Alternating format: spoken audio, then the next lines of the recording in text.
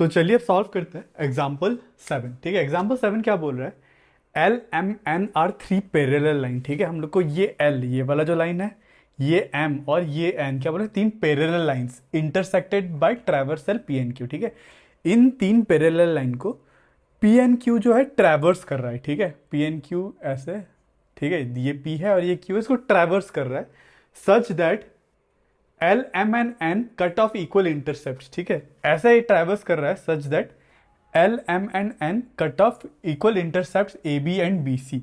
मतलब यहाँ पे दे रखा है ये वाला जो साइड है A B, this is equal to this दे रखा है, A B equal to B C.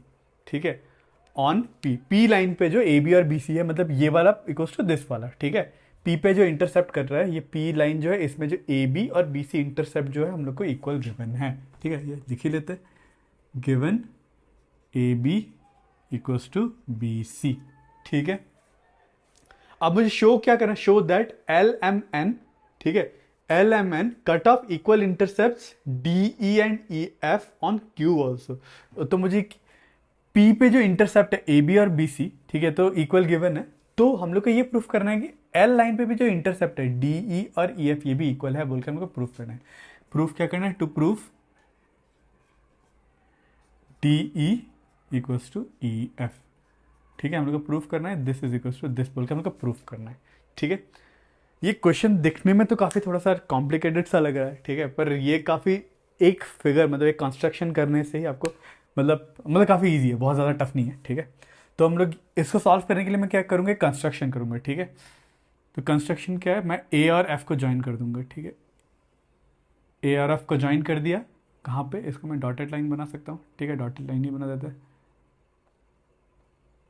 ठीक है, कहाँ पे कट कर रहा है, जी पे कट कर रहा है मान लो। ठीक है, ठीक है, कंस्ट्रक्शन क्या करा वो भी लिख लेते हैं। कंस्ट्रक्शन करा है,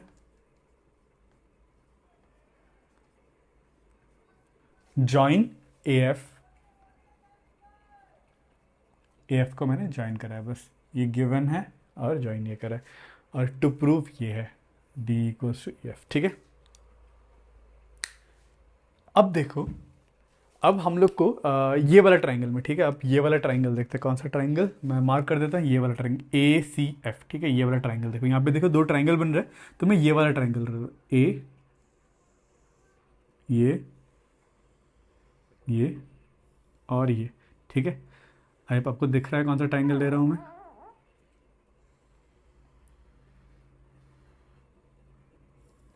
दिस ट्राइंगल में, ये भी बना देते अच्छे से।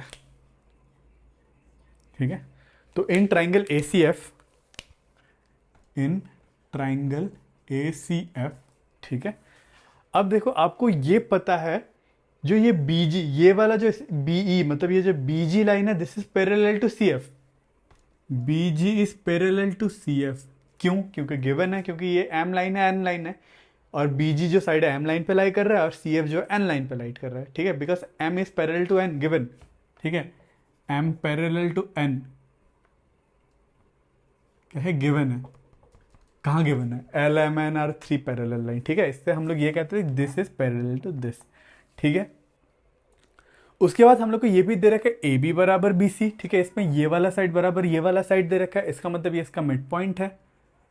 ठीक है, तो अब हो क्या रहा है, देखो मैं ट्राइंगल का, इस ट्राइंगल का इस मिड पॉइंट से मैं एक लाइन ड्रॉ कर रहा हूं जो दूसरे साइड के पैरेलल है। तो तीसरे लाइन को जो, ये जो लाइन है तीसरे लाइन को जब कट करेगा तो वो इसको भी बाइसेक्ट करेगा। This says converse of BPT. Converse of BPT यही कहता है, अगर ट्राइंगल के किसी एक साइड के मिड पॉइंट से मैं एक ऐसा लाइन ड्रॉ करूँ which is parallel to second side will bisect the third side. ठीक है, इसका मतलब अकॉर्डिंग टू दिस, ठीक है, this will be equal to this according to converse of mid point theorem. ठीक है, हम लोग B G parallel to this, और हम लोग को गिवन है ए बी पैरेलल टू, मतलब B is mid point of C A. ठीक है, क्योंकि this is equal to this, मतलब B is mid point of C A, B is mid point of C A. Therefore हम लोग की ये कह पाएंगे ए जी बराबर जी एफ।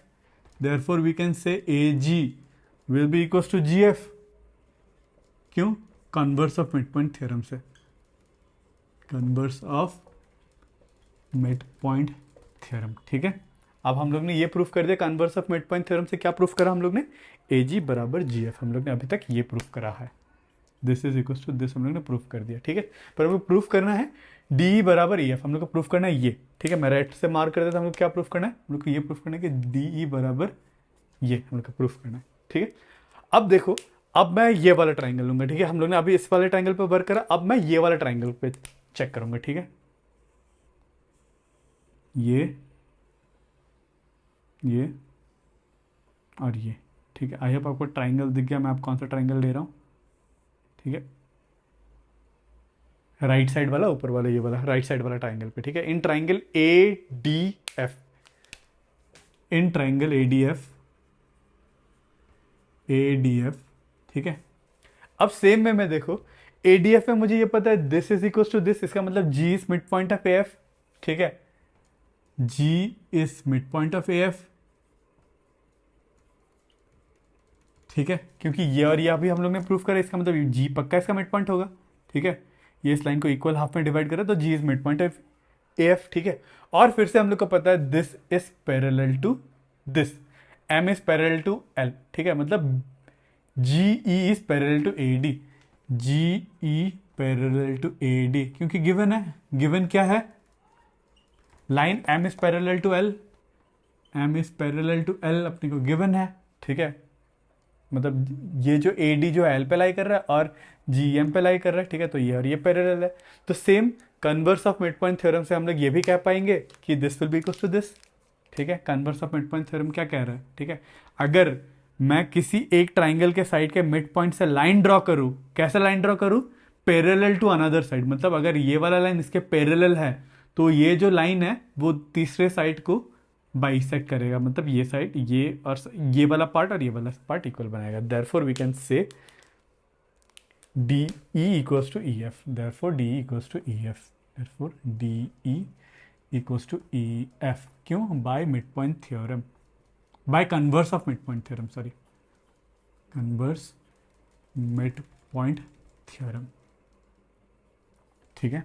आई होप आपको क्लियर है यहाँ पे, मतलब converse of mid point theorem लग रहा है, ठीक है। ये क्वेश्चन हो सकता है मतलब आपको थोड़ा सा टफ लगे, चीज़ें डायरेक्ट समझ में ना आए, मतलब इतना इंट्यूटिव नहीं है, ठीक है। Converse of mid point theorem अगर समझ में नहीं आया तो इसी वीडियो को 2 बार 3 बार देख लेना और खुद से एक बार ज़रूर सॉल्व कर लेना, 1 बार 2 बार 3 बार, जब तक आपको समझ में ना आए तब तक सॉल्व करते रहना, ठीक है।